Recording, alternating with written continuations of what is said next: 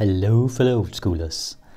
Today we're going to follow a best of 3 between 2 players of our local playgroup Aalborg Electric Eels. And both players are pretty known on this old school channel. It's Jens Ole and Jacob. Both are on blue and red counterburn variants here that they're gonna test for an upcoming tournament, just to see how they like the archetype and also put their personal tweaks on them. And they're coming head to head here, so we're gonna see some magical fireworks here and some similar strategies. Though there are some differences in the decks as well, as far as I can tell. It's kind of fun when you have people that's been playing for a bunch of years. They tend to slowly gravitate towards some particular archetypes, and both Jacob and Jens Ole are burn players at heart, or so I think. We saw Jacob earlier on his rook and burn, completely unpowered.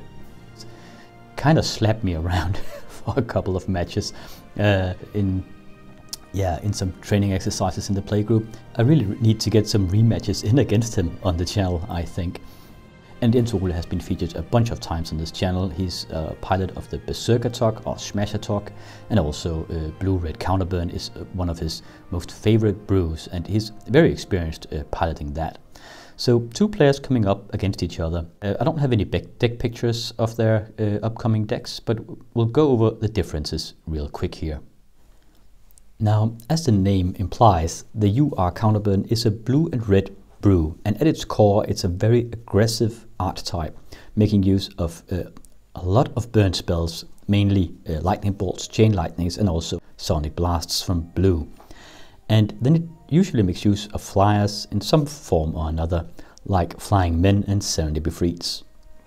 Sometimes it splashes black into it only for demonic tutor and mind twist, and that can be a very viable choice, but it also has some drawbacks, because then you have to add either some underground sea and badlands, and perhaps even some cities of brass, and that will make the blood moons that this archetype usually employs less effective, and the City of Brass will also make the deck more vulnerable to City in a Bottle, because you'll have flying men and serendipity and Cities of Brass.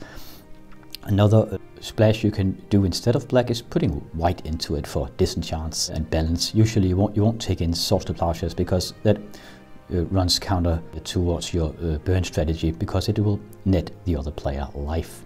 But white opens up the possibility of taking in Savannah Lions instead of one of the other creatures like flying men, which will make you less vulnerable to City in a Bottle, and obviously disenchants are the far superior choice to the shatters that the archetype usually has to make use of. A common underhanded tactic of this archetype as well is to fake splashes. That means that you will put in like plateaus without splashing white, or put in badlands without splashing black. Those will draw land destruction spells from the other guy and might confuse him so that he'll sideboard stuff in against you that is worthless because you haven't splashed that color. The main reason for that is even during a blood moon, a badland or a plateau will just become a mountain, so who cares, right? So yeah, and especially splashing plateaus has been more and more a practice I've seen at tournaments in this region throughout the year. So I bet we might see some of it here as well. Now, as for the approaches these guys have made, I think Jacob's version of the UR counterburn is without any splashes at all. That will make his mana base more stable, and it will make his blood moons more effective, though I don't think this matchup will be featuring any blood moons, because they're both blood moon decks and they have a lot of red in them and not a lot of special lands. So I think apart from that, it's very stable and very straightforward, using serendipity and flying men, sort of like his rook and burn deck, but without the green, and just a bunch of burn, as said. Now, counterburn can switch gears as well, because as the name implies as well, it has a lot of counterspells. I think it has 4 counterspells and a mana drain. Both decks have, so they can kind of go the control route again if the situation calls for it. But yeah, I think that's Jacob's approach to it. As for Jens Ole, he has told me that his approach recently has been to try and avoid the serendipity and the flying men in this archetype, and instead he's going for the granite gargoyle. It's a pretty damn awesome gargoyle here, especially in the mid to late game where you can pump its toughness. It will make it immune to serendipity and obviously lightning bolts if you pump a few red mana into it, and you can also end up blocking like huge creatures. I think Jasola's worry about the Send Be Freed and the Flying Men is both the city in a bottle that is prevalent in the Danish meta at this point, but also the pings that the Send Be Freed will do to him that will make him more vulnerable in the mirror matchup. So he's testing out different other types of creatures, also electric eels, obviously. That is a very, very old UR counterburn approach, using electric eels. I think it's maybe 10 years old or something like that. So it has fallen out of grace lately, but he's bringing it back. I think this also makes it possible for Jens Ole to put in his 2 City in a Bottle. I know that he owns 2, and he likely has them in his sideboard. In this matchup, I wouldn't put it past him to put them in after sideboard, because his own creatures are not from Arabian Nights, but he knows that other UR counterburns has a lot of Arabian Night creatures. So that might be the case here. I think that's one of the motivations for testing out different creatures for this archetype than the usual Send Be Freed and Flying Men. I think his deck is also just the blue and red variant. Sometimes he splashes white into it, but I'm not sure he has done so here. Anyway, let's see how this matchup plays out. It is a best of 3. And sideboards are used after the first match.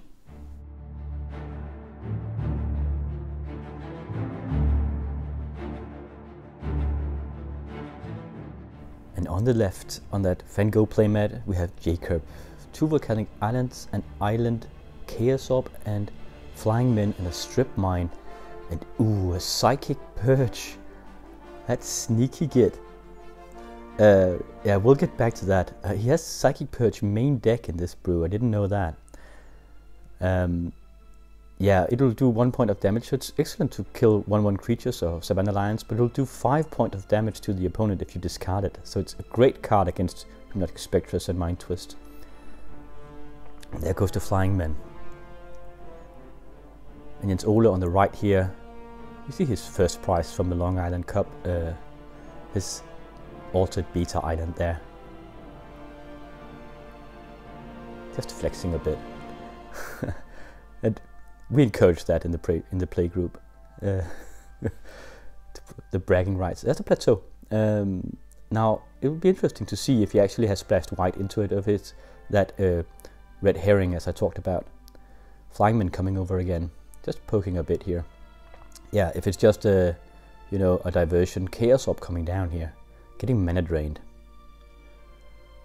Okay, so Jens Ole will have 2 colorless mana in his next main phase. Okay, that's a Granite Gargoyle. It is a 2/2. He can only pump it for 1 though, so he can't make it safe for bolts. So yeah, it's a bit of a risk here, putting them out before you can pump them up to 4. Oh, losing one of them to a lightning bolt here. Yeah, but that's why he played 2, right? Oh, there goes the other one. That's a very, very devastating blow here. That's an assist to recall for Jacob. Getting through, and the other guy's tapped out, so he can't even counter it. Yeah, that was really a turnaround here. Losing a lot of resources, Jens Ole did.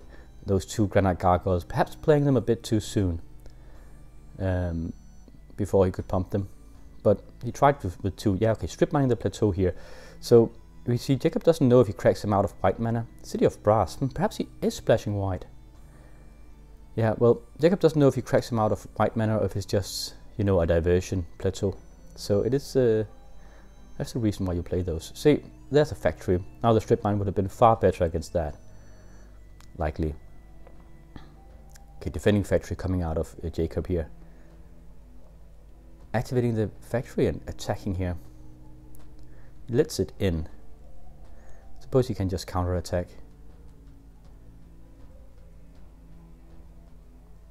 Activating the factory and going on the Flying Men.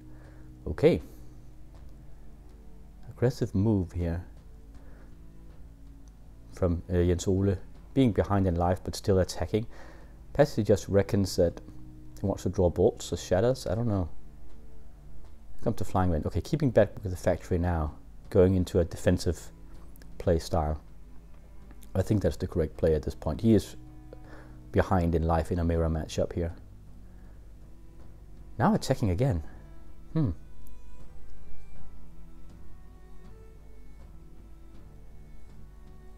Okay, and he wants to use that. Okay, he activates his factory, so he shatters it. I suppose there aren't many viable targets for a shatter. Okay, then time walking, that makes sense. Oh, but it gets countered. It has 2 lightning bolts to the face. Wow, it goes fast. Down to 4 points of life here. Just shutting him down. Going down to 3 with that flying wind. It's a bolt. Yeah, it's a chain lightning. That's game. That's such a quick matchup, this one. So yeah, you are counterburn on the left. Wins 1-0 here. So we're going into sideboards here. Now, what can we expect? They're both blue-red, right? So I'll expect a lot of blue and red blasts, as many as they can manage.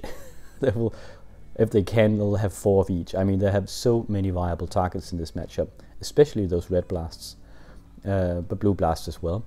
Jens-Ole could put in his city in a bottle, I suppose. That would be great, because he, as said in the introduction, he doesn't have many Arabian Night cards. I'll look at the cup in the middle. That's a long. That's Electric Eel merchandise. I didn't even see that. It's a cup with a logo. Pretty damn cool, man. That's Jens-Ole's cup. Another thing about City in a Bottle is that it will force Jacob to put in shatters against him, and shatters are not that good in this matchup. But if Jacob doesn't have an answer to City in a Bottle, if Jens-Ole drops one, it will keep all of Jacob's creatures out of the game, because he can't play any Arabian Night creatures as long as it's on a City in a Bottle out. Yeah. So I suppose Jens-Ole is on the play here. Okay, that's a decent start from him. He can counter from turn 1 here. Stop any, perhaps turn 1 and system recall or something. Okay, just slow and steady from the other guy. Just a factory. Oh, a lot of Mox. There's a lot of mana on the side of Jens-Ole here, but the archetype doesn't require that much mana, so likely be better to have something to cast it with. It isn't a mid-range deck. It's more very cheap, low mana curve. Though I suppose they have fireballs. They might have. The mana can always be sunk into that. Lotus now. Man, that's a lot of mana. First flying men coming out of Jacob's deck here. Getting red blasted. Wow, okay, that's... really doesn't like those flying men. Now he tries to play a Chaos Orb. Okay. Suppose he could Chaos Orb the City of Brass here. Jens-Ole is actually a bit starved for lands. Only has a single red mana source besides that one use Black Lotus. I think I would. I mean, Chaos Orb the City of Brass. Alright. Now playing a Serenity Be Freed here.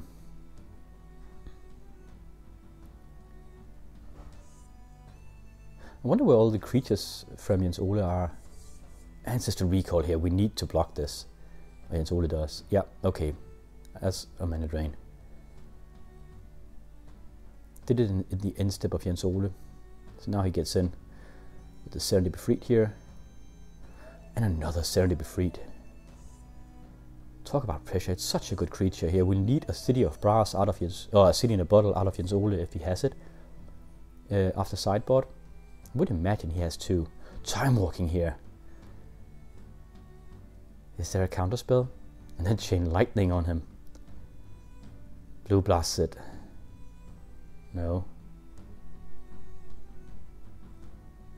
No, he cracks... Okay, I see this. He cracks the Black Lotus to bounce the Chain Lightning back on the Serenity Be Freed, and then he Lightning Bolts it. That's 6 points of damage. Brilliant play here. But I think it's all... Yeah, he forgot to take the damage from the Chain Lightning. He should have done that. Should it be...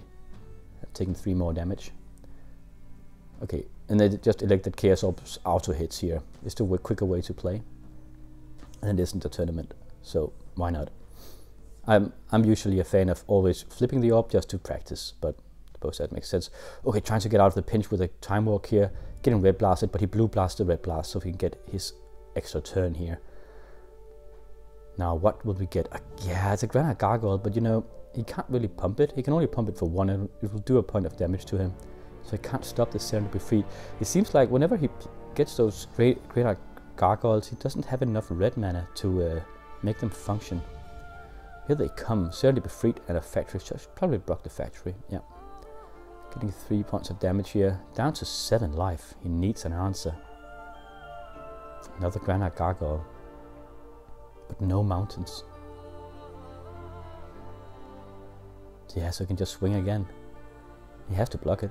I mean, if he gets lower in life, he's within range of sonic blasts and lightning bolts.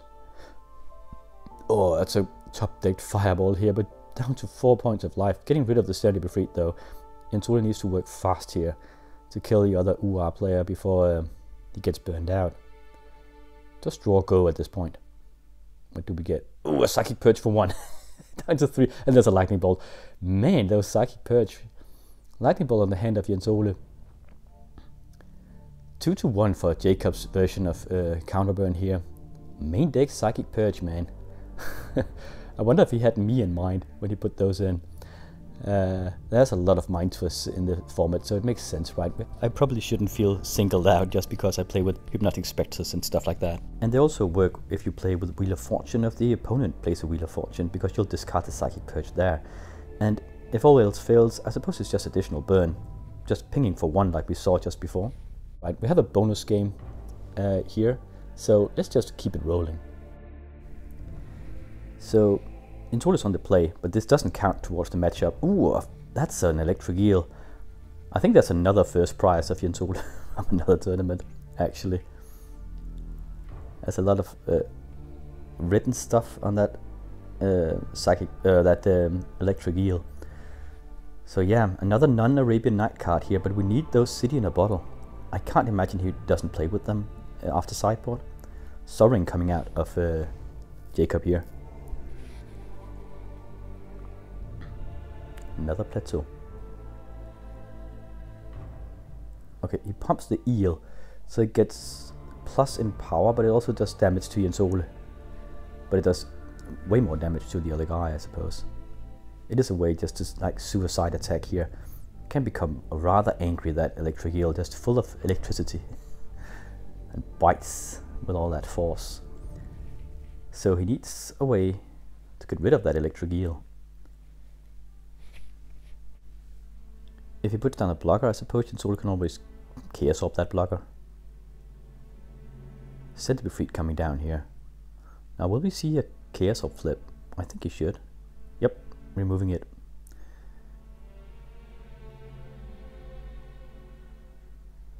There's a red mountain up though, so he can't bolt the eel as a response. Takes it on the chin though.